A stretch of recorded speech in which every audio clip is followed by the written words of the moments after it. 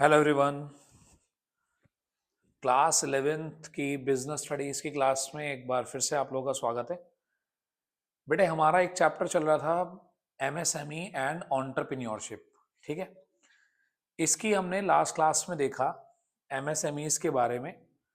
और last class में हमने बात की थी कि हम एमएसएमईज को कैसे क्लासिफाई करें। अगर आप में से किसी बच्चे की लास्ट क्लास स्किप हो गई हो तो ऊपर इंफॉर्मेशन आइकन पे आप क्लिक करिए और वहां से आप जो है लास्ट क्लास जाकर आप देख सकते हैं। ठीक है, तो चलिए अब हम आज की क्लास पर आते हैं। और साथ ही हमने डिस्कस करा था कि एमएसएमई का, micro and small and medium enterprises का हमारी इकोनॉमी में क्या रोल है। तो रोल भी हमने डिस्कस किया था पूरा आपके साथ। सारे पॉइंट मैंने आपको एक्सप्लेन किए थे, ये सारे पॉइंट्स हैं। एक बार इसका क्विक अगर आप रिव्यू लेना चाहें तो ये सब इसके रीजंस थे, रोल था इसका। तो सर हमने ये देखा कि MSME, micro small and medium enterprises को हम जो क्लासिफाई करते हैं वो इस बेस पे करते हैं कि हमने उसमें कितना प्लांट एंड मशीनरी में इन्वेस्ट किया हुआ है या उसका टर्नओवर कितना है। ये हमने लास्ट क्लास में बात की थी। अब आपका टाइम वेस्ट नहीं करूंगा, मैं पिछली क्लास की मैं अब कोई बात नहीं कर रहा, आप लोग उसकी डिटेल क्लास एक बार जाकर देख सकते हैं। अब आज का जो हमारा टॉपिक है वो ये है कि हम अपने आसपास बहुत सारी micro and small and medium enterprises देखते हैं। जैसे कि फॉर एग्जांपल आप अपने पास कहीं कपड़ा बनते हुए देख सकते हैं। मैं मेरठ से बिलोंग करता हूँ, तो मेरठ में बहुत सारी स्पोर्ट्स इंडस्ट्रीज हैं। वहां पर सिजर्स बनती हैं, कैंची बनती हैं। आप मुरादाबाद की बात करो, वहां पर जो है मेटल का वर्क होता है, मेटल हैंडीक्राफ्ट्स बनते हैं वहां पर। अगर आप पानीपत की बात करें, वहां पर आप टेक्सटाइल के लिए पानीपत फेमस है। तो ऐसी बहुत सारी सिटीज हैं, ऐसे बहुत सारे टाउन्स हैं जो अपनी किसी ना किसी आइटम के लिए फेमस है। और वहां पर ये चीजें जो medium, micro and small enterprises होती हैं वहीं पर बनती हैं। अब आज हम ये जानना चाह रहे हैं कि हमारी इकोनॉमी के अंदर जो हमारा कंट्रीब्यूशन है एमएसएमईज का, वो 95% है। मतलब बहुत ज्यादा प्रोडक्शन कहां पर होता है? छोटी इंडस्ट्रीज में होता है। उसके बावजूद भी उनके लिए कौन कौन सी प्रॉब्लम्स हैं? लार्ज स्केल इंडस्ट्रीज वो हैं जहां पर हजारों करोड़ रुपए लगे हुए हैं। जैसे आप रिलायंस की पेट्रोलियम रिफाइनरी मान लीजिए, टाटा मोटर्स मान लीजिए, करेक्ट, हुंडई मोटर्स मान लीजिए, हीरो होंडा मान लीजिए। तो ये तो लार्ज स्केल इंडस्ट्रीज हैं जिनकी सेल 250 करोड़ से ऊपर है, जिनके अंदर हजारों करोड़ रुपए इन्वेस्ट हो रखे हैं। तो उनकी प्रॉब्लम्स की हम बात नहीं कर रहे, we are talking about the problems of the small businesses, small enterprises. Correct. तो आज हम उनकी बात करेंगे कि उनकी प्रॉब्लम्स क्या हैं, उनके सामने चैलेंजेस क्या हैं। क्लियर? आप आराम से क्लास अटेंड करिए। और यहां पर हमारे कंटेंट क्रिएटर ने कुछ डाला है सब्सक्राइब करने के लिए। तो अगर आपको कहीं पर भी लगे कि क्लासेस आपके लिए ठीक हैं या सुमित सर हमें कहीं थोड़ी बहुत हेल्प कर रहे हैं, तो आप क्लासेस को सब्सक्राइब जरूर करिएगा। क्योंकि कहीं ना कहीं पब्लिक रीचिंग होने से हमारी टीम का मोटिवेशन लेवल बढ़ता है कि भाई हम भी कुछ ठीक कर रहे हैं। अदरवाइज हमें लगता है कि भाई पता नहीं हम क्या कर रहे हैं, कैसे कर रहे हैं। और अगर आपको कोई एडवांटेज हुआ है तो दूसरों को भी थोड़ा बहुत एडवांटेज मिल जाए। ठीक है, तो चलिए। तो ये एक कंबाइंड लर्निंग फेज है, आप कुछ हमें सिखाइए, कुछ हम आपको सिखाते हैं। तो आज हम बात कर रहे हैं किस पर? मेजर चैलेंजेस, यानी कि हमारे लिए चैलेंज कौन से हैं, हमारे लिए प्रॉब्लम्स कौन सी हैं when we talk about the MSME sector. और MSME, micro, M means micro, S means small and ME means medium. छोटी बिजनेसेस, छोटी इंडस्ट्रीज। तो इनके लिए क्या प्रॉब्लम्स हैं? देखिए, जब एक छोटी इंडस्ट्री की हम बात करते हैं, छोटे बिजनेस की बात करते हैं, तो भाई सबसे पहली प्रॉब्लम है फाइनेंस की, पैसों की। पैसों की प्रॉब्लम तो सबको है, बड़ों को, छोटों को।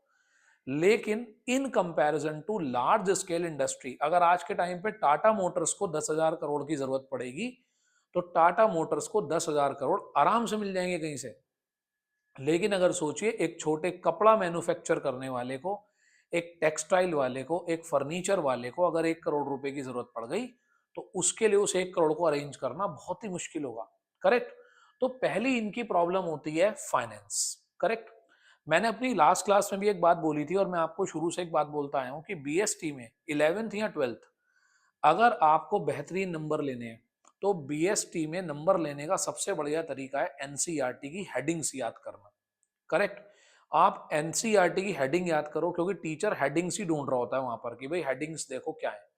अगर बच्चे ने एनसीईआरटी वाली हेडिंग लिखी है, अंदर की एक्सप्लेनेशन को थोड़ा चेंज भी कर दिया है, कोई दिक्कत नहीं है, बढ़िया नंबर आएंगे। तो देखिए, generally these business begin with a small capital base. इनके पास पैसा कम होता है। Many of the units in the small sector lack the credit worthiness. इन्हें उधार नहीं मिल पाता है, क्रेडिट वर्दीनेस इनकी कम होती है।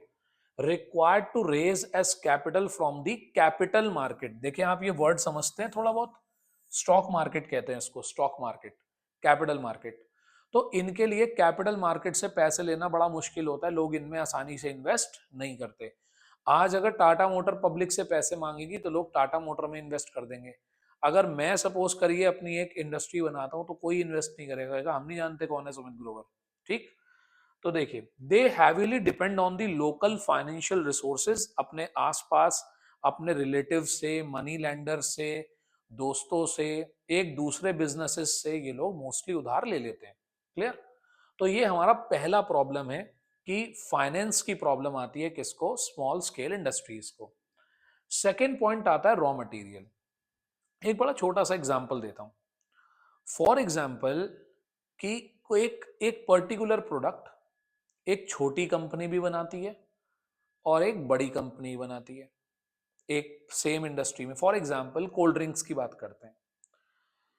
आजकल बहुत सारी लोकल मैन्युफैक्चरर्स आ गए हैं, कोई जलजीरा बना रहा है, कोई कोल्ड ड्रिंक का ही दूसरा सब्स्टिट्यूट बना रहा है। वो छोटे एंटरप्राइजेज हैं, वो छोटी कंपनीज हैं और उन्हें compete किसके साथ करना पड़ रहा है, कोका कोला के साथ, पेप्सी के साथ, माउंटेन ड्यू के साथ, इन बड़े बड़े ब्रांड्स के साथ। जूस के मामले में ले ले तो उन्हें आईटीसी के साथ, ठीक है, रियल जूस के साथ, ट्रॉपिकाना के साथ compete करना पड़ रहा है। वो लार्ज मैन्युफैक्चरर्स हैं, उनको आसानी से रॉ मटेरियल मिल जाएगा क्योंकि उनके पास फाइनेंस बहुत सारा है। दूसरा, वो बहुत बड़े बल्क में खरीदते हैं। लेकिन जो एक छोटा मैन्युफैक्चर है उसको रॉ मटेरियल की भी शॉर्टेज आती है क्योंकि सारा रॉ मटेरियल कौन उठा के ले जाता है, लार्ज स्केल इंडस्ट्री ले जाती है। तो देखिए, देयर बार्गेनिंग पावर, बेटे भाव तोल, बार्गेनिंग किसको बोलते हैं, भाव तोल करने को, बार्गेन करने को। तो इनकी बार्गेनिंग पावर कम होती है क्योंकि ये तो छोटे लेवल पर खरीदते हैं चीजें। ठीक है। तो आप सपोज करिए कि अगर ये भी एक रॉ मटेरियल खरीदने जा रहे हैं और वही रॉ मटेरियल एक बड़ी कंपनी भी खरीदने जा रही है तो ये ज्यादा बार्गेन नहीं कर पाएंगे, इनको रॉ मटेरियल भी कम मिलेगा, मिलेगा भी महंगा दूसरों से। is relatively low due to the small quantity of the purchases made by them. Also, they cannot afford to take the risk of the buying in bulk. बहुत सारा खरीद नहीं सकते क्योंकि भाई पैसा कम है, पैसा कम है, थोड़ा थोड़ा खरीदेंगे, थोड़ा थोड़ा बनाएंगे। करेक्ट। अब आप सोचिए, एक नॉर्मल कपड़ा बनाने वाला जो एक मशीनें लगाकर अपना कपड़ा बना रहा है, क्या वो रेमंड के साथ कंपैरिजन कर सकता है? रॉ मटेरियल तो रेमंड को भी कॉटन चाहिए और उसको भी वही रॉ मटेरियल चाहिए, लेकिन वो उसके साथ compete तो नहीं कर सकता। करेक्ट। तो रॉ मटेरियल तो दोनों का सेम होगा, लेकिन जो बड़ी कंपनीज होती हैं उनकी बार्गेनिंग पावर ज्यादा होती है और जो स्मॉल कंपनीज होती हैं, जो स्मॉल एंटरप्राइज होती हैं, उनकी बार्गेनिंग पावर कम होती है। तो पहली प्रॉब्लम पैसा, दूसरा प्रॉब्लम रॉ मटेरियल, तीसरी प्रॉब्लम मैनेजरियल स्किल्स, अपनी कंपनी को चलाना। जो लार्ज स्केल इंडस्ट्रीज हैं वो तो बेटे मार्केट से बढ़िया बढ़िया मैनेजर्स हायर कर लेंगे, बहुत अच्छे अच्छे इंप्लॉइज रख लेंगे, उनको करोड़ों रुपए के पैकेज दे देंगे। करेक्ट। तो अपने यहाँ पर स्किल्ड लोग ले आएंगे। लेकिन यहाँ पर क्या होता है, हम स्मॉल इंडस्ट्री हैं, हम एक फर्नीचर बनाने वाले हैं, हम एक कपड़ा बनाने वाले हैं, हम एक जूते बनाने वाले हैं, हम एक स्पोर्ट्स के गुड्स बनाने वाले हैं, हम जिम इक्विपमेंट बनाने वाले हैं। हमारी तो एक छोटी सी इंडस्ट्री है, छोटी सी फैक्ट्री है, तो हम तो सारा काम खुद ही संभाल रहे हैं। तो हमारी जो मैनेजरियल स्किल्स है, जो बिजनेस को मैनेज करने की स्किल्स हैं, वो थोड़ी वीक होती हैं। तो these businesses are generally promoted and operated by the single person. छोटे मोटे लोग, एक अकेला इंडिविजुअल आदमी चला रहा है सब। Who may not possess all the managerial skill. भाई एक मैं अगर सपोज करो मैं एक फर्नीचर बनाने की एक कंपनी अगर फैक्ट्री लगा लेता हूँ, तो मैं मालिक हो गया, 4-5 नौकर हो गए, ये हमारी स्मॉल एंटरप्राइज है। तो मेरी मैनेजमेंट स्किल्स क्या होंगी, थोड़ी वीक होंगी। जरूरी थोड़ी है कि मैं हर जब मैं आईआईएम से एमबीए कर कर आया हूँ, तो सिंपल बात है कि मैनेजर स्किल्स इनकी क्या होती हैं, वीक होती हैं। Many of the small business entrepreneurs possess sound technical knowledge. बहुत प्यारा पॉइंट है। सब एनसीईआरटी की लैंग्वेज है बेटे। मैं क्लेम नहीं कर रहा कि मैंने अपने घर लिखी है, क्योंकि अपने घर लिखने का फायदा ही नहीं है। अपने घर में अगर कुछ भी लिखूंगा तो टीचर उस पर नंबर ही नहीं देगा। तो हो सकता है कि मुझे अपने काम की बहुत अच्छी नॉलेज है। एक कारपेंटर, उसे फर्नीचर बनाना बहुत अच्छा आता है, लेकिन उसे बिजनेस संभालना हो सकता है बहुत अच्छा ना आता हो। क्लियर? तो आगे चलते हैं। अगला है मार्केटिंग। इन्हें अपना माल बाजार में बेचना नहीं आता। आप देखो टीवी पे जितनी भी आप एडवर्टीजमेंट देखते हो, ये सब लार्ज स्केल इंडस्ट्रीज की होती हैं। छोटी छोटी इंडस्ट्रीज का इतना बजट ही नहीं होता कि वो मार्केटिंग कर पाए, वो अपने पूरी कंट्री में अपनी एडवर्टीजमेंट कर पाए, तो उनका बजट लिमिटेड होता है। तो in most cases marketing is the weaker area. अब आप देखो कितने ऐसे प्रोडक्ट्स होते हैं जो बहुत अच्छे हैं, जिन्हें हम यूजुअली कह देते हैं कि ये तो लोकल प्रोडक्ट है। तो मेरे को बड़ा बुरा सा लगता है ऐसा सुन के, लोकल प्रोडक्ट है। What is the meaning of local?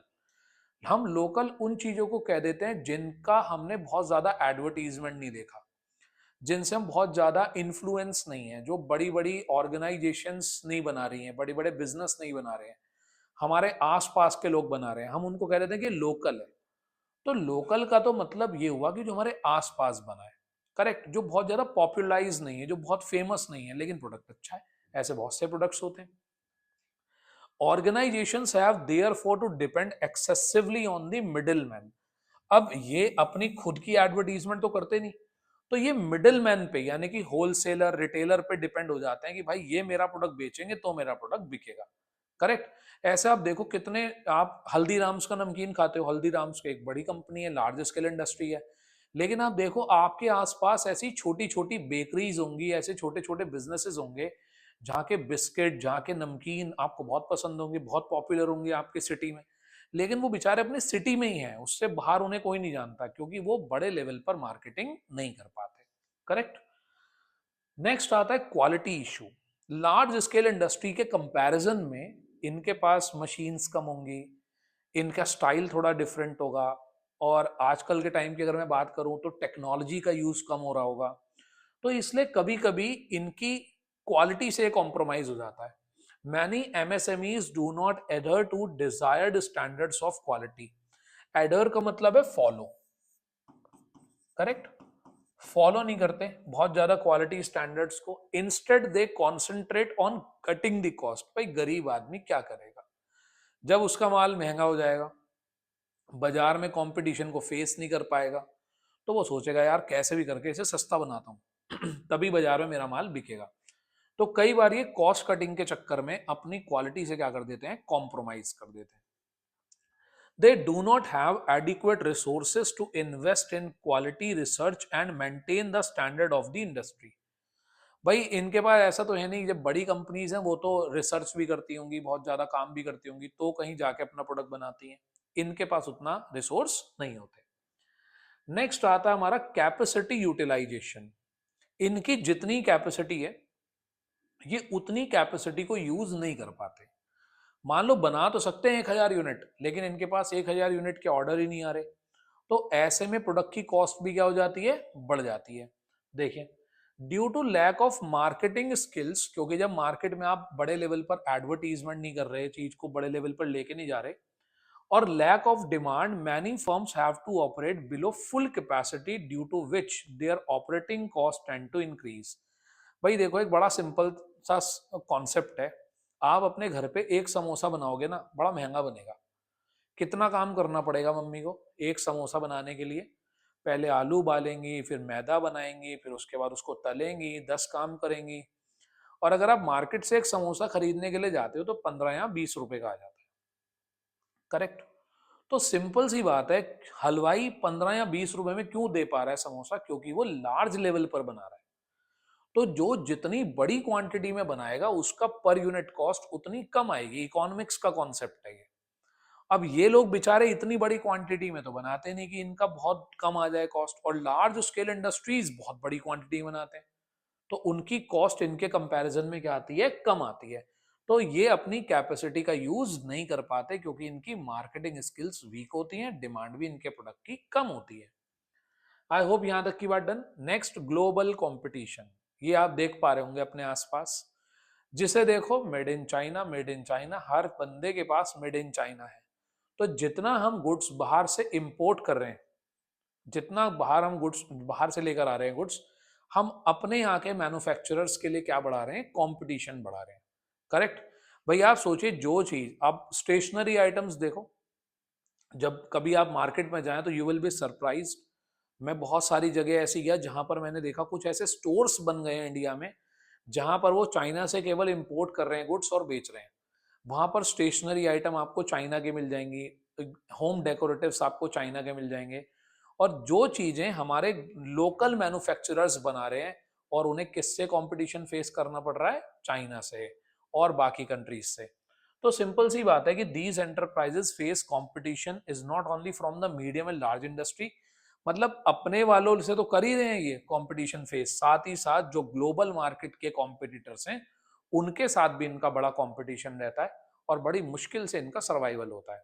Correct. तो इन्हें अपनी क्वालिटी, क्वांटिटी, हर चीज पे ध्यान देना होता है। तो आई थिंक आपको थोड़ा सा क्लियर हो गया कि इसकी क्या क्या प्रॉब्लम्स हैं। तो एक बार इसको जरा रिव्यू करिए आप लोग सब। रिव्यू में क्या लिखा है देखिए, पहली प्रॉब्लम, तो कुल मिलाकर 7 प्रॉब्लम्स हैं हमारे सामने, and all these problems are given in the NCERT. I am not the writer of this. Finance, first problem. Second is the raw material, managerial skills, marketing, quality, capacity utilisation, and the last one is the global competition. So there are 7 problems in the regarding the MSMEs, MSME, medium, small and micro enterprises के साथ ये 7 problems as per दी NCERT हैं। तो my advice to you, जब भी आप answer लिखें तो प्लीज आप सबसे पहले हेडिंग्स लिखें, और हेडिंग्स को फिर आप एक्सप्लेन करें। हेडिंग्स हमेशा एनसीईआरटी की लिखें, that gives a very good impression on the teacher. ये हैबिट अगर आपने 11th से बना ली तो 12th में आपके बीएसटी में इतने नंबर आएंगे कि आप एक्सपेक्ट भी नहीं कर रहे होंगे उनको। ठीक है। तो चलिए, आई होप यहां तक की बात आपको क्लियर है। ये हमारा नेक्स्ट टॉपिक है जो आपके सामने आपको स्क्रीन में दिख रहा है। आज नहीं पढ़ाऊंगा, नेक्स्ट क्लास में पढ़ाऊंगा। ठीक है। तो अगर आपको आज की क्लास ठीक लगी हो कि आज सर ने हमें पढ़ाई है एमएसएमई की प्रॉब्लम्स, और हमने थोड़ा सा कुछ ठीक सा सीखा है, हमारे एग्जाम में हमारे काम आ सकता है। 2 क्वेश्चंस आते हैं इस पे, या तो प्रॉब्लम्स के नाम से आता है या चैलेंजेस के नाम से आता है। Challenges for the MSME sector, small business के लिए भी आ सकता है, challenges for the small business, small enterprises. Example दे सकता है कि हमारे एक लोकल लोकेलिटी में एक बिजनेस है, उसके साथ ये प्रॉब्लम्स आ रही हैं, तो आप बताओ और कौन सी प्रॉब्लम्स आ सकती हैं। These are the case studies. जितनी मैं आपसे बातें कर रहा था, जितनी मैं आपको प्रैक्टिकल एग्जांपल्स दे रहा था, दीज आर डायरेक्टली और इनडायरेक्टली केस स्टडीज हैं वो हमारी। करेक्ट। तो उन्हीं को घुमा फिरा कर केस स्टडी में दिया जाता है। अगर आपको क्लास ठीक लगी हो, अगर आपको लगता हो कि हाँ भाई सुमित सर थोड़ा बहुत हमें कुछ ठीक पढ़ा पा रहे हैं, तो please like, share and subscribe. तो थोड़ा सा हम आपके लिए मेहनत कर रहे हैं, थोड़ा सा आप अपने लिए मेहनत करिए, बहुत अच्छा आपका रिजल्ट आएगा, आपको बात भी ठीक से समझ में आएगी, और आपको नंबर भी अच्छे आएंगे। बस आपको करना क्या है, आपको इन टॉपिक्स को सही से देखना है, और बहुत ही बढ़िया होगा कि अगर आप एक नोटबुक और पेन साथ में लेकर बैठा करें, और साथ साथ थोड़े थोड़े आप नोट्स बना लें, तो बस that will be good. Clear. और कोई भी एडवाइस अगर आपकी तरफ से हो, you can write in the comment section, कोई भी ऐसी बात जो आप हमें बताना चाहते हैं तो प्लीज आप हमें बताएं। ठीक है। ताकि हम आपके लिए और चीजों को ऐड कर पाएं और अपने आप को इम्प्रूव कर पाएं। तो चलिए मिलते हैं नेक्स्ट क्लास में नए टॉपिक के साथ, और टॉपिक आपकी स्क्रीन पे है जो हम नेक्स्ट क्लास में पढ़ेंगे। इसका नाम है एंटरप्रेन्योरशिप डेवलपमेंट। आपके अंदर के एंटरप्रेन्योर को बाहर निकालने की बात हो रही है। ठीक है। चलिए मिलेंगे नेक्स्ट क्लास में। Thank you, have a nice day, best of luck for your studies.